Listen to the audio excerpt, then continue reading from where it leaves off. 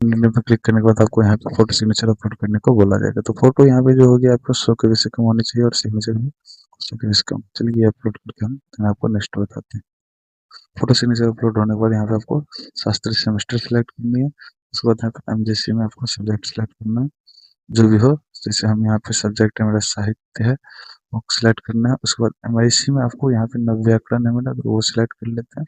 उसके बाद MDC में मेरा हिंदी साहित्य, वो सिलेक्ट करने के बाद यहाँ पे कंपलसरी पेपर ये 3 संस्कृत भाषा दक्षता और संगणक दक्षता, नैतिक दक्षता, ये सब सेम होने वाली है। तो उसके बाद सेव पे क्लिक करनी है। पे क्लिक करने के बाद आपको यहाँ पे प्रीव्यू आएगा।